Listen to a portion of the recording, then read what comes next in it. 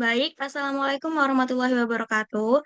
Kami dari kelompok 2 yang sedang menempuh mata kuliah kelas C4 Etika Bisnis dengan dosen pengampu yang terhormat Ibu Nurdiana. Di sini kami akan memaparkan mengenai bentuk pelaksanaan Corporate Social Responsibility atau yang biasa disebut dengan CSR pada PT Satya Nusantara Tbk yang berlokasi di Jakarta Timur, Indonesia. Sebelumnya, perkenalkan anggota kelompok kami. Next. Yang pertama ada Anggita Perlia Dwi Putri dengan akhiran NIM 012. Yang kedua Sofia Dinata dengan akhiran NIM 025. Yang ketiga Ananda Dwi Lutfi Handayani dengan akhiran NIM 056. Yang keempat ada Mohregan Tegar dengan akhiran NIM 152. Dan yang terakhir ada Risna dengan akhiran NIM 170. Baik, di sini yang pertama saya akan membahas mengenai profil usaha PT Dharma Satya Nusantara Tbk. Visi dari perusahaan tersebut yaitu menjadi perusahaan kelas dunia yang tumbuh bersama masyarakat dan dibanggakan oleh negara. Sedangkan misinya yaitu menciptakan pertumbuhan berkelanjutan dalam industri berbasis sumber daya alam yang memberi nilai tambah bagi semua pemangku kepentingan melalui tata kelola yang baik. Di sini perseroan menempatkan di sini perseroan didirikan pada tanggal 29 September tahun 1980 dengan memulai kegiatan usahanya di bidang industri perkayuan setelah memperoleh hak pengusahaan hutan atau HPH dari pemerintah. Dari awal berdirinya, perseroan ini melihat peluang besar dalam memanfaatkan sumber daya alam terbarukan sesuai dengan visi dan misi yang dirancang pada pendirinya. Nah, perseroan mengoperasikan pabrik perkayuan yang pertamanya itu berlokasi di Samarinda, Kalimantan Timur pada tahun 1983. Pada era 1980-an, perseroan ini tidak hanya menjadi produsen kayu berkualitas tinggi untuk ekspor, tetapi juga tampil sebagai pelopor dalam penggunaan kayu sengon dari hutan tanam rakyat. Kemudian saat ini bidang usaha utama perseroan itu berfokus pada perkebunan kelapa sawit, industri pengolahan hasil kelapa sawit, produk kayu dan energi terbarukan. Hingga tanggal 30 Desember 2024, perseroan tetap menjalankan kegiatan usahanya sesuai dengan rencana strategis dan komitmen bisnis yang telah ditetapkan. Pada segmen usaha kelapa sawit ini menjadi kontributor utama bagi pendapatan perseroan dengan memberikan kontribusi lebih dari 85% terhadap total pendapatan dalam 2 tahun terakhir. Perseroan memasuki sektor ini sering dengan meningkatnya permintaan global terhadap minyak nabati dan produk turunannya yang memberikan peluang untuk mengembangkan bisnis di sektor perkebunan dan pengolahan kelapa sawit. Juga perseroan ini mengadopsi sistem manajemen perkebunan modern yang memenuhi standar nasional dan internasional, serta menjaga prinsip ramah lingkungan hingga akhir tahun 2024. Perseroan telah memperoleh sertifikasi RSPO dan ISPO atas perkebunan dan pabrik kelapa sawit atau PKS yang menjadi sumber tandan buah segar.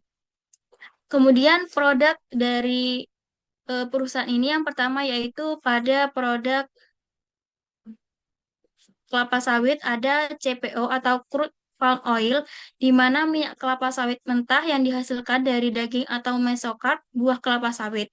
CPO ini diperoleh dari hasil ekstraksi tandan buah segar atau TBS sawit yang diolah di PKS. Kemudian CPO ini memiliki warna oranye kemerahan alami karena kandungan karotenoid yang tinggi. Yang kedua yaitu PK atau palm kernel, yaitu inti atau biji atau cangkang keras buah tersebut. Setelah TBS diproses untuk menghasilkan CPO, maka biji kelapa sawit yang tersisa ini dipisahkan menggunakan teknologi yang khusus. Kemudian ada PKO atau palm kernel oil, yakni minyak yang diekstraksi dari inti atau kernel buah kelapa sawit. Minyak PKO ini dihasilkan melalui proses pengepresan atau ekstraksi inti sawit yang telah dipisahkan dari cangkangnya. Kemudian dari produk segmen kayu, yaitu menghasilkan panel.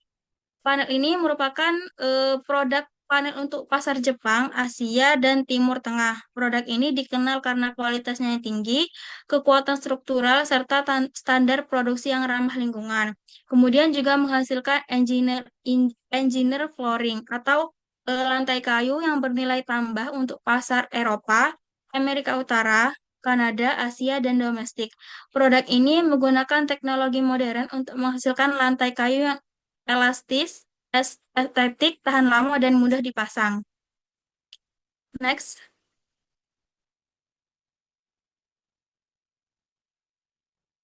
Kemudian sebelum membahas tentang CSR perusahaan, di sini saya akan menjelaskan secara garis besar tentang CSR perusahaan. Di sini perseroan menempatkan tanggung jawab sosial dan lingkungan sebagai landasan utama dalam menjalankan kegiatan operasionalnya. Perseroan berkomitmen untuk tidak melakukan deforestasi, melestarikan hutan dan lanskap, serta mendukung pelestarian keanekaragaman hayati. Selain itu, perseroan berkomitmen untuk tidak mengembangkan usaha di lahan gambut, menjaga kualitas dan konversi air, serta memanfaatkan sumber daya dan energi terbarukan dengan tujuan mencapai netralitas karbon. Dalam aspek sosial, perseroan ini berkomitmen untuk tidak melakukan eksploitasi, menjamin keselamatan dan kesejahteraan karyawan serta masyarakat sesuai dengan prinsip kemakmuran bersama. Untuk mengurangi dampak lingkungan, perseroan ini mengadopsi pendekatan ekonomi sirkular dengan mengubah limbah menjadi sumber daya yang berharga dan menggunakan limbah sebagai sumber energi terbarukan. Perseroan juga melakukan inventarisasi gas rumah kaca yang komprehensif dan penilaian resiko iklim serta menyusun peta jalan strategis untuk mengurangi emisi, mencerminkan dedikasi mereka terhadap masa depan yang berkelanjutan. Kemudian dalam aspek sosial, perseroan menekankan pengembangan mata pencaharian yang berkelanjutan bagi masyarakat di dalam dan sekitar wilayah operasionalnya melalui prinsip kemakmuran bersama. Perseroan memberdayakan masyarakat setempat, termasuk masyarakat adat, dan berkolaborasi dengan pemasok eksternal untuk mempromosikan praktek-praktek yang ramah lingkungan dan bertanggung jawab secara sosial. Melalui inisiatif tanggung jawab sosial dan lingkungan perusahaan, perseroan berinvestasi dalam pengembangan masyarakat dengan fokus pada pendidikan, kesehatan, infrastruktur, dan mata pencarian, serta berupaya keras untuk mendukung masyarakat adat dan menciptakan peluang kerja. Next.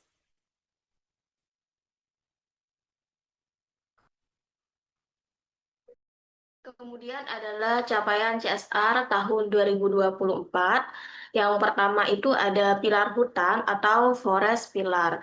Kegiatan CSR dari PT Dharma Satya Nusantara Tbk ini pada pilar hutannya berfokus pada upaya menjaga perlindungan kawasan hutan, konservasi keanekaragaman hayati, dan juga restorasi ekosistem di sekitar wilayah operasional perusahaan.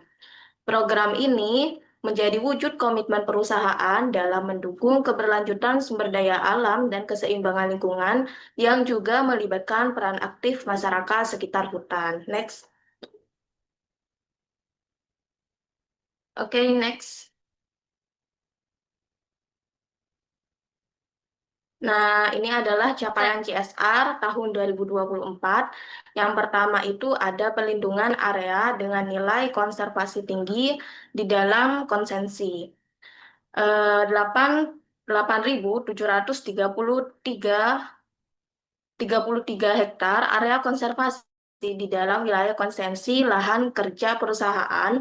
Artinya area ini tidak digunakan untuk kegiatan perkebunan atau produksi, tetapi dijaga agar tetap menjadi hutan yang alami. Kemudian tujuannya sendiri untuk melestarikan keanekaragaman hayati, menjaga keseimbangan ekosistem, dan juga melindungi habitat satwa liar yang ada di sekitar wilayah operasional. Kemudian kerjasama dengan lembaga konservasi. Perusahaan juga melakukan kerjasama dengan Balai Desa, Balai Konservasi Sumber Daya Alam BKSDA Kalimantan Tengah, dan Orangutan Foundation UK Indonesia. Kerjasama ini dilakukan untuk melakukan survei dan juga pemantauan populasi orang hutan dan keanekaragaman di area konservasi PT Prasetya Wana Palma. Langkah ini penting agar perusahaan punya data ilmiah untuk menjaga keseimbangan ekosistem dan juga menentukan wilayah yang harus dilindungi lebih ketat. Kemudian yang ketiga ini ada pengelolaan program RACP. RACP, Iya. Remediation and Compensation Procedure. Program ini dijalankan di Desa Laman 1, Kecamatan Malir Utara, luasnya sekitar 645 hektar. Desa Sepajaya, Kecamatan Nangga, Tayap, luasnya itu sekitar 6.967 hektar, yang dikelola sekitar 7.600 hektar. Dan program ini dilakukan untuk memulihkan area konservasi dan juga menjaga keberlanjutan hutan. Kegiatannya juga melibatkan masyarakat sekitar supaya mereka ikut berperan dalam perlindungan hutan. Kemudian yang keempat itu ada pelatihan kepada kelompok masyarakat penjaga hutan.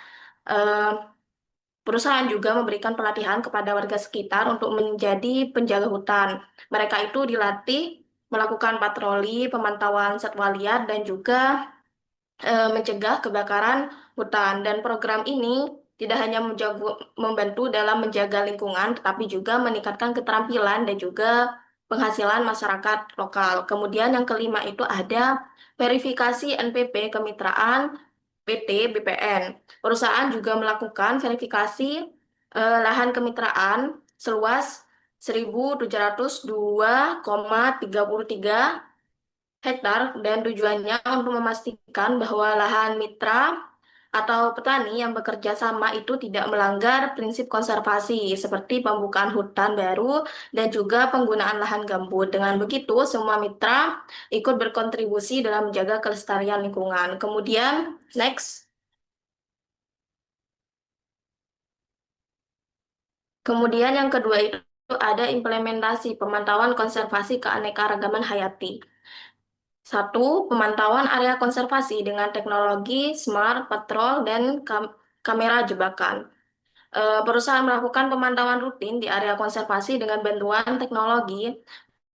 Mereka menggunakan aplikasi Smart Patrol dan kamera jebakan untuk merekam aktivitas satwa liar dan juga memastikan hutan tetap terjaga. Data juga digunakan untuk memantau kondisi lingkungan serta mendeteksi ancaman seperti pemburuan atau kebakaran. Kemudian yang kedua ada pemantauan deforestasi dengan GFW Pro dan Sateligensi. Selain memantau area sendiri, perusahaan juga memantau potensi deforestasi pembukaan hutan di seluruh area konsensi dan juga di wilayah pemasok bahan bakunya. Pemantauan ini dilakukan lewat sistem satelit seperti GFV Pro dan juga Steligency. Dengan sistem ini, perusahaan bisa cepat mengetahui jika ada perubahan tutupan hutan. Kemudian ada data keanekaragaman hayati. Dari hasil pemantauan tersebut tercatat sebanyak 755 jenis satwa dan 887 spesies pohon di kawasan konservasi Kalimantan Timur dan Kalimantan Tengah, dan data ini menunjukkan bahwa wilayah konservasi masih memiliki keanekaragaman hayati yang sangat tinggi. Kemudian yang terakhir itu ada pelatihan kepada 30 personil satuan tugas Satgas Orang Hutan, dan juga ada pelatihan 30 anggota satuan Satgas. Mereka itu bertugas untuk melindungi orang hutan, memantau habitatnya dan juga mengatasi potensi konflik dengan manusia. Dan pelatihan ini membantu meningkatkan kemampuan masyarakat dan tim konservasi dalam menjaga satwa langka tersebut. Baik, selanjutnya akan teruskan oleh rekan saya. Baik, selanjutnya yaitu memulihkan ekosistem Danau Padang. Program ini merupakan bentuk tanggung jawab lingkungan dari PT Dharma Satya Nusantara dalam menjaga keseimbangan alam di kawasan Danau Padang. Kegiatan ini dilakukan untuk memulihkan kembali ekosistem danau yang memiliki peranan penting sebagai habitat flora dan fauna di sekitarnya. Upaya yang dilakukan meliputi penanaman kembali vegetasi lokal, rehabilitasi area kritis, serta pemantauan terhadap kondisi kualitas air dan kehidupan satwa. Melalui program ini, DSNG berkomitmen menjaga keberlanjutan fungsi lingkungan dan mendukung kesejahteraan masyarakat sekitar yang bergantung pada sumber daya alam di kawasan tersebut. Yang selanjutnya pembuatan koridor satwa di blok hutan AFD 1 MI 1 dan blok sekitar Danau Padang PT BPN. Pembuatan koridor satwa ini bertujuan untuk menyediakan jalur alami bagi eh, satwa liar agar dapat berpindah antar area hutan dengan aman tanpa terhalang aktivitas manusia. Koridor satwa menjadi sarana penting untuk mencegah isolasi populasi hewan dan menjaga kesinambungan ekosistem hutan. Dengan adanya jalur ini, satwa seperti orang hutan, rusa, dan hewan endemik lainnya dapat berpindah mencari makanan atau berkembang biak tanpa menimbulkan konflik dengan manusia. Program ini juga menunjukkan komitmen DSNG terhadap pelestarian keanekaragaman hayati dan keseimbangan ekologis di wilayah operasionalnya. Yang selanjutnya program konservasi orang hutan terpadu atau PKOT di lanskap kaitan. Program konservasi orang hutan terpadu merupakan inisiatif DSNG untuk melindungi satwa endemik di Kalimantan, khususnya orang hutan. Program ini mencakup kegiatan pemantauan populasi menggunakan kamera jebak dan sistem smart patrol, pelatihan bagi anggota Satgas orang hutan, serta kerjasama dengan lembaga konservasi eh, lingkungan. Melalui PKOT, DSNG berupaya menjaga habitat alami orang hutan, mengurangi ancaman terhadap keberlangsungan hidupnya, dan memastikan kegiatan perusahaan tidak berdampak negatif terhadap satwa dilindungi. Hal ini menegaskan komitmen DSNG untuk menyeimbangkan antara produktivitas industri dan tanggung jawab ekologis. Next.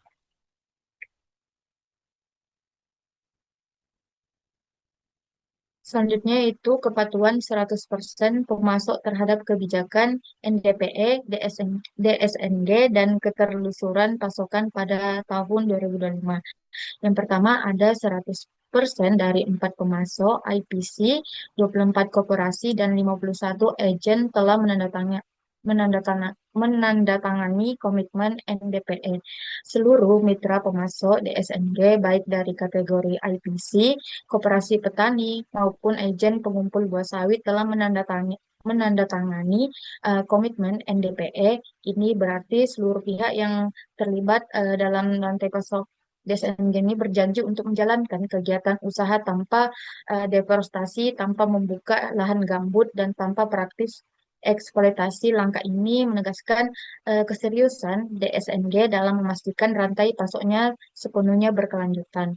Yang kedua ada implementasi NDPE pemasok IPC 100%, koperasi swadaya 99,9%, agen 7,4%. Data ini menunjukkan tingkat kepatuhan dari masing-masing kategori pemasok terhadap kebijakan NDPE. Pemasok IPC telah sepenuhnya menerapkan prinsip NDPE 100%, koperasi swadaya hampir seluruhnya patuh 99,9%, sedangkan agen mencapai tingkat implementasi 70,4%. Perbedaan ini mencerminkan adanya variasi dalam kapasitas dan pemahaman antar kelompok pemasok, namun secara keseluruhan hasil ini menunjukkan kemajuan besar menuju rantai pasok sawit yang bertanggung jawab. Yang ketiga ada pada periode Januari sampai Desember 2024 pencapaian traceability to plantation secara total pasokan di seluruh unit PKS adalah 96,2%. Tingkat keterlusuran pasokan bahan baku sawit DSNG mencapai 9,2%, yang berarti hampir seluruh buah sawit yang diproses oleh perusahaan dapat ditelusuri sampai perkebunan asal. Angka ini mencerminkan tingkat transparansi yang tinggi dan menunjukkan sistem rantai pasok DSNG yang akuntabel dan bertanggung jawab. Yang terakhir yaitu peningkatan produktivitas dilakukan untuk seluruh pemasok melalui sekolah lapang dengan pencapaian 3.142 petani. Melalui program sekolah lapang, DSNG berupaya meningkatkan produktivitas para petani mitra dengan memberikan pelatihan tentang praktik pertanian yang ramah lingkungan dan efisien. Program ini telah diikuti 3.142 petani sepanjang tahun 2024. Next. Selanjutnya yang keempat, petani yang mendapatkan manfaat dari program distribusi benih dan sertifikasi Farmers Benefiting from Seed Distribution and Forest Council Certification Program. Pada tahun 2024, sebanyak 1.040 petani, termasuk 86 petani perempuan, mendapatkan manfaat dari program penyaluran bibit jabon DSNG. Selain itu, terdapat 7 kelompok petani, 3 di Temanggung dan 4 di Banjarnegara, dengan total sekitar 150 petani mendapatkan dukungan sertifikasi FCC. Selanjutnya yang kelima, peremajaan perkebunan kelapa sawit di SNG. Peremajaan tanaman kelapa sawit mencapai 196 hektar. Kegiatan ini dilakukan untuk mengganti tanaman sawit tua dengan bibit unggul baru yang memiliki produktivitas lebih tinggi dan ketahanan lebih baik terhadap hama serta penyakit. Program ini merupakan bagian dari strategi keberlanjutan DSNG untuk meningkatkan hasil panen tanpa melakukan ekspansi lahan baru. Next.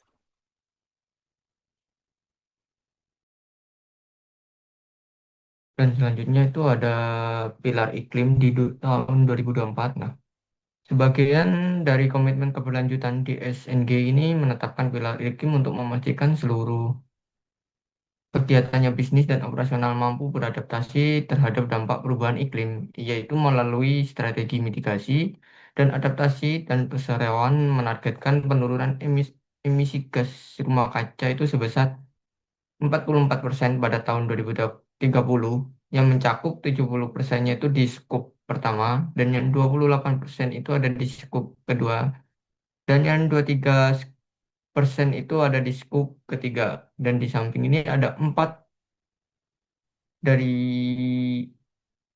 tujuan, yaitu yang pertama adalah pengembangan proyek konservasi air di PT BPN, dan yang kedua yaitu studi keanekaragaman dan kelimpahan serangga, penyerbuk, hama, dan predator kelapa sawit. Dan yang ketiga yaitu instalasi daur ulang air di unit bisnis produk perkayuan. Dan yang keempat yaitu intensitas emisi turun 10% sejak 2022. Dan yang selanjutnya yaitu pada tahun 2024, intensitas emisi berhasil turun 10% dibandingkan tahun 2022.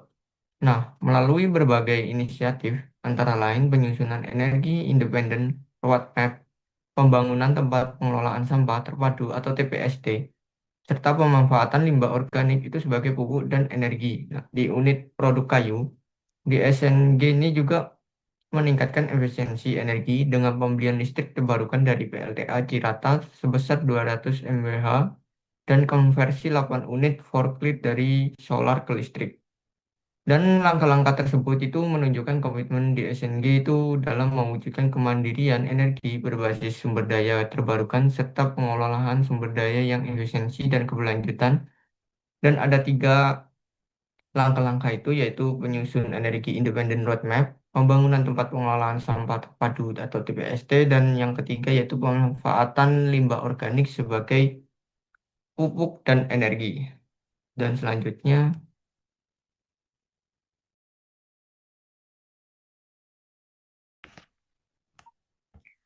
Kemudian terdapat capaian CSR Pilar Masyarakat 2024.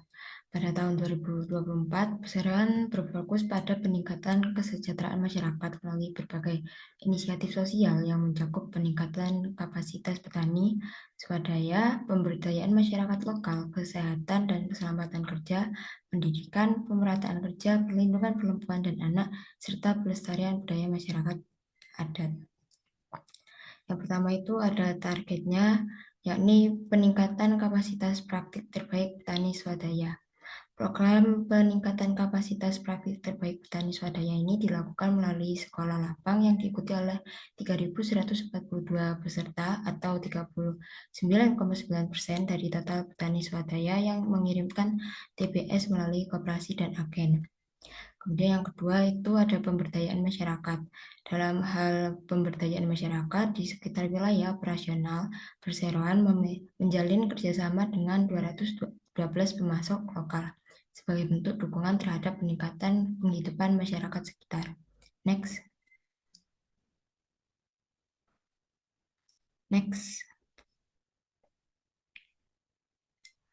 Kemudian yang ketiga ada menjamin kehidupan yang sehat dan sejahtera. Komitmen untuk menjamin kehidupan yang sehat dan sejahtera itu diwajibkan melalui berbagai kegiatan seperti yang pertama itu 7 entitas DSNG mendapatkan sertifikat zero accident. Yang kedua pelaksanaan program pemberantasan jentik nyamuk sebanyak 562.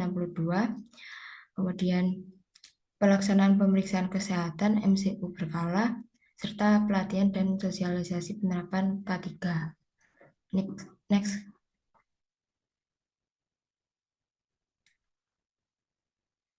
Yang selanjutnya ada dukungan terhadap kemajuan pendidikan di dalam dan di sekitar wilayah operasional. Perseroan juga menunjukkan dukungan terhadap kemajuan pendidikan dengan membangun 33 klinik yang dilengkapi 8 dokter, 87 tenaga medis, serta peralatan kesehatan yang memadai di wilayah operasional. Kemudian terdapat pemerataan peluang kerja bagi masyarakat. Untuk pemerataan peluang kerja bagi masyarakat ini sendiri, DSNG membentuk dan mendampingi kredit union mitra mandiri sejak 2009 yang kini telah melayani 2.640 anggota serta bekerja sama dengan BUMDes Miau baru dalam memenuhi 13% kebutuhan beras perusahaan. Next. Selanjutnya, pelindungan dan pemenuhan hak perempuan dan anak. Perusahaan turut menunjukkan kepedulian terhadap pelindungan dan pemenuhan hak perempuan dan anak melalui kolaborasi dengan Sri Institute dalam pelaksanaan gender assessment yang melibatkan 452 peserta serta melalui pelatihan komite gender terkait kesetaraan, pencegahan kekerasan, dan penanganannya. Selain itu, DNSC juga aktif dalam pengembangan masyarakat adat dan pelindungan warisan budaya, antara lain dengan meluncurkan buku warisan Dayak Kayan dan menggelar berbagai kegiatan seperti pelatihan kerajinan tradisional, lomba ukiran motif Dayak Kayan, peningkatan kapasitas pendidikan, serta dukungan terhadap kegiatan keagamaan dan sosial masyarakat. Next.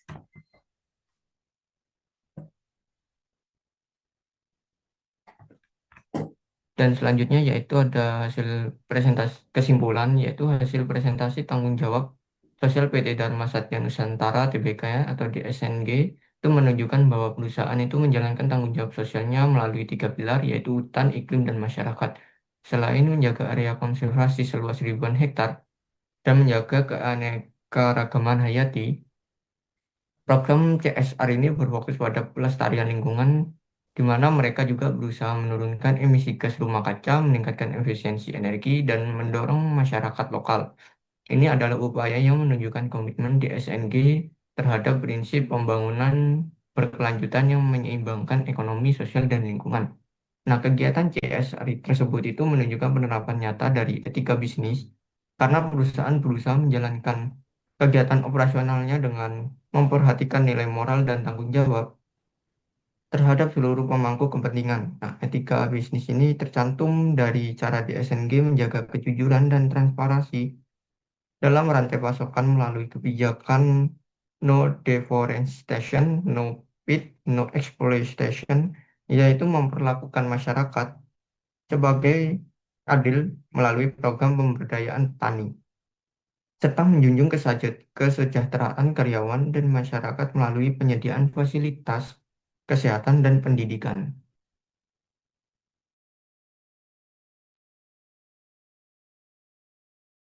Baik, itulah pemaparan dari kelompok kami mengenai pelaksanaan CSR pada PT Dharma Satya Nusantara Tbk.